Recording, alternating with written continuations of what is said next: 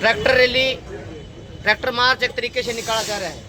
साथियों, आज जिस दौर में हम जी रहे हैं और जिस दौर में ये आंदोलन हम साथी कर रहे हैं, आज बड़ी व्यापक एकता की ज़रूरत है। किसान और मजदूर के आज जो एकता की बात है उसकी ज़रूरत है, लेकिन पिछले काफ़ी लंबे समय से आप देख रहे हैं किसान और मजदूर तो दूर की बात, आपसी जो हमारे किसान संगठन है उनके अंदर भी एक थोड़ी सी जो दूरी, जो गैप बढ़ रहा है, वो बड़ा चिंता का विषय है। इस पर जो भी हमारे क्रांतिकारी साथी बैठे हैं, सभी सूझबूझ और एक तरीके से लड़ाके साथी हैं, उन्हें बड़े गंभीरता से इस पर चिंतन मनन करते हुए, विचार विमर्श करते हुए हमारी व्यापक एकता की आज वर्तमान दौर में जो है वो काफ़ी ज़रूरत है। और जिस तरीके से किसान आंदोलन में एक नारा गूंजा था, किसान मजदूर एकता जिंदाबाद का, वो नारा भी आज व्यवहारिक तौर पर धूमिल होता हुआ दिखाई दे रहा है। इसकी भी हमने मंथन करना चाहिए साथियों, क्योंकि सरकार चाहती है कि जो भी जनता है उसको डिवाइड इन रूल की नीति के तहत आपस में बांटा जाए। किसान को मजदूर से लड़ाया जाए, हिंदू को मुसलमान से लड़ाया जाए, गोरे और काले को लड़ाया जाए। जातियों में इस तरीके से फूट डाल के बीजेपी हर हाल सफलता की ओर बढ़ रही है। और साथियों, हम भी कई बार उसके शिकार हो जाते हैं।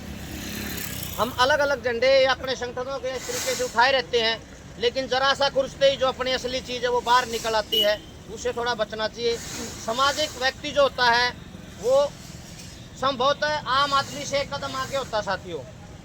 जो भी लड़ाई लड़ने वाले साथी आगू हमारे साथी है वो आम समाज से एक कदम आगे है। हमें हमारी जो बड़पन उसको दिखाते हुए हमारी जो एकता है वो पहले नंबर पर एकता कायम करनी चाहिए। जिस तरीके से बाबा साहब अम्बेडकर ने कहा था, भाई शिक्षित बनो, संघर्ष करो और संगठित रहो, वो चीज़ें असल में करने की बजाय आज जाना तो हमने मजबूती की तरफ चाहिए था। और ये संख्या अकॉर्डिंग देखें तो हमारे 15-16 संगठन है, वो ताकत हम अंदाज़ा लगा सकते हैं। सर छोटू राम जी ने भी एक बात कही थी, वो बात भी हमने बुला दी। एक तो हमने बोलना सीखना चाहिए और एक दुश्मन की पहचान करनी चाहिए। साथियों, बोलना तो हम ये मानते हैं कि कुछ हद तक हम सीख भी गए, लेकिन जो दुश्मन की पहचान करनी है, दुश्मन अब भी हमें वही दिखाई देता है जो सत्ता में बैठे लोग, सत्ता के गलियारों से जो एक तरीके से सुचाया जाने लग रहा है कि वास्तव में दुश्मन तेरा ये है, वो दुश्मन एक तरीके से दिखाई देने लग रहा है। असली दुश्मन जैसे विकास ईश्वर और नंबरदार जी ने रखी बातचीत, ऊपर इनके केंद्र में बात हुई होगी, असली दुश्मन है साथियों वो कारपोरेट घराने हैं, बड़े बड़े पूंजीपति लोग हैं जो हमारी खेती, नस्ल और फसल को बर्बाद करना चाहते हैं। जैसे पगड़ी संभाल वाले साथी बैठे, एक आंदोलन चला था नशे के खिलाफ।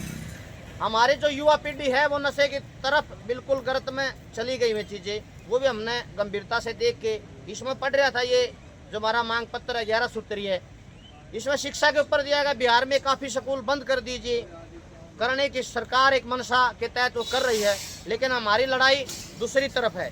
जिसके पीछे चुनाव की बात करें, चुनाव में भी हम इस तरीके से हमारा जो प्रदर्शन कर रहे थे जैसे किसी एक पार्टी के नुमाइंदे बनकर हम कर रहे हैं। असल में जो किसान और मजदूर की जो व्यापक एकता है, किसी भी संगठन का ये नियम होता है कि वो दबाव समूह के तहत अपना वो करें और अपना विचारिक सत्र, जिस तरीके से मैं देख रहा हूँ तो किसान संगठनों को काफ़ी आता है कि वो विचारिक शिविर लगाते हैं।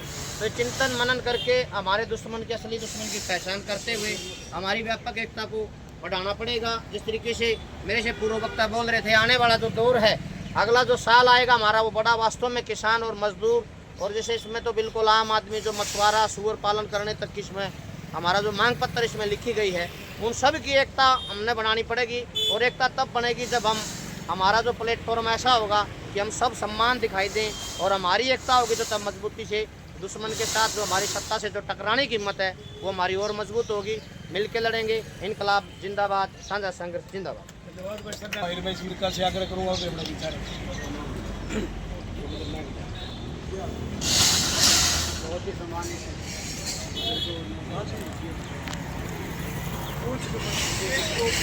बुला लो, आज बुला ले, इसी ने बुलाइए, इसी साहब ने।